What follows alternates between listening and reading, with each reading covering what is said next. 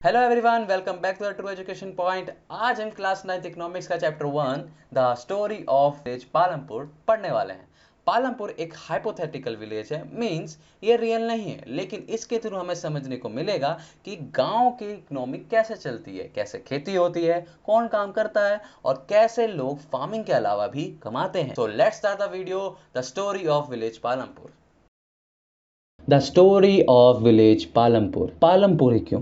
पालमपुर को हमने क्यों चुना कि basic production in rural India को समझने के लिए, इंडिया की इकोनॉमी में कितना ये रूरल इंडिया शामिल होता है। तो पालमपुर कोई सचमुच की जगह नहीं है, एक हाइपोथेटिकल विलेज है जो क्रिएट करा गया है।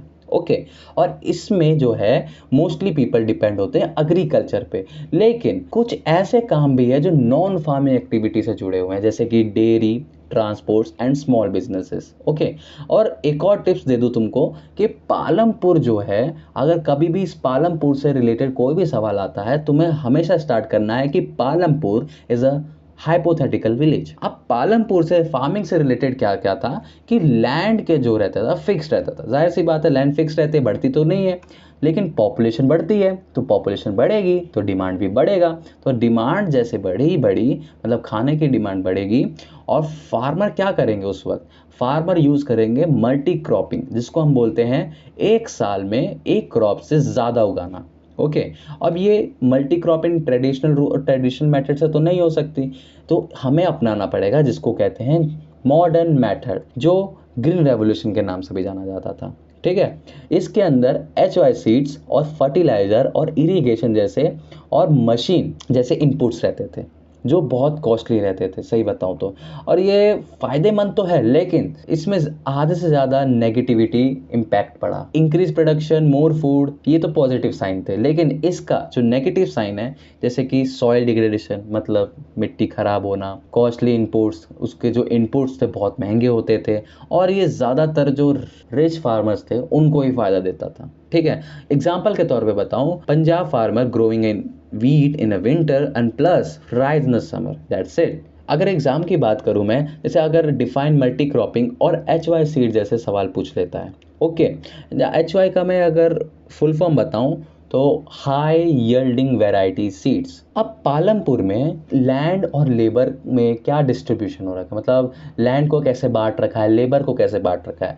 Farming is not equal for everyone, सबके लिए वो बराबर नहीं है। ओके लार्ज फार्मर के पास बड़े बड़े प्लॉट्स हैं जो लेबर हायर करते हैं। ओके और जो स्मॉल फार्मर है उनके पास 2 हेक्टर से भी कम की ज़मीन है, और वो मतलब मनी उधार लेते हैं इनपुट्स के लिए, या खुद ही काम कर लेते हैं। ठीक है, लेबर वो रख नहीं सकते। ओके और कुछ लोग होते हैं जिसको बोलते हैं हम लैंडलेस लेबर, जिनके पास ज़मीन ही नहीं है, वो डिपेंड होते हैं ओनली डेली वेजेस पे, मतलब मजदूर कह लो एक तरीके से। ओके जो डेली वेजेस पे कमाते हैं, मतलब हर दिन का 500 रुपये, बस उनको काम करना होता है लार्ज फार्मर्स के अंदर। ये जानने के बाद पता चला कि जो गांव है वहाँ पे इनइक्वालिटी क्रिएट हो रही है।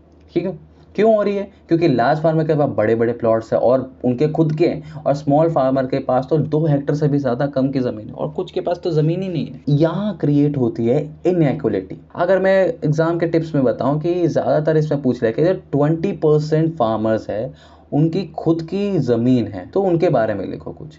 तो मैंने बाकी तो आपको बता ही दिया, बाकी आप लिख लेंगे। अब आते हैं नॉन फार्मिंग एक्टिविटी, जो भी अभी मैंने बताया वो फार्मिंग एक्टिविटी से रिलेटेड था। ओके अब आते हैं नॉन फार्मिंग एक्टिविटी।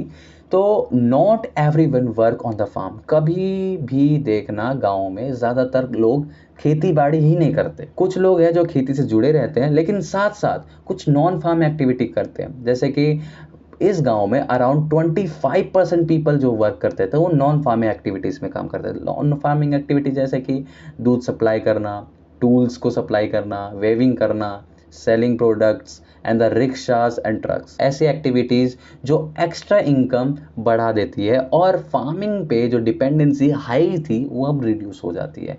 जैसे एग्जांपल के तौर में बताऊँ, a villager run a flour mills plus sell goods in the market.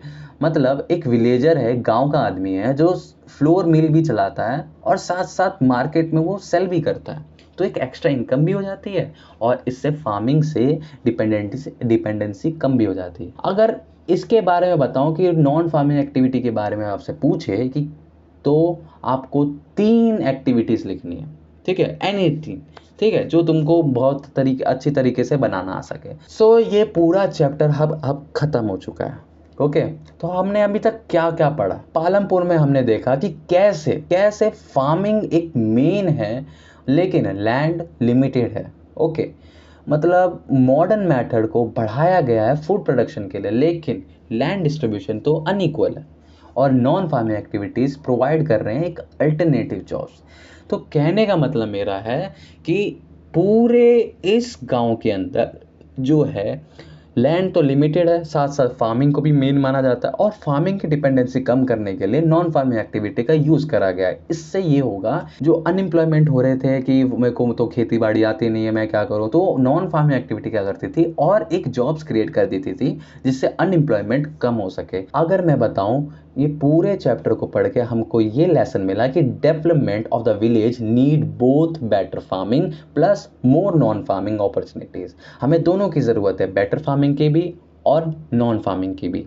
इससे दोनों में अपॉर्चुनिटीज मिलती है इकोनॉमी को लेके और जॉब्स को भी लेके। So friends, this was the story of the Palampur. It is not just about the one village, but about how our Indian economy works at the grassroots level. Always remember, farming is the main activity, but non-farm activities are equally important for our development. For exam tips, use the word of diversification of the activities. So revise the key concepts and make a small diagrams, and you're ready for an exam. Let's move to the next chapter.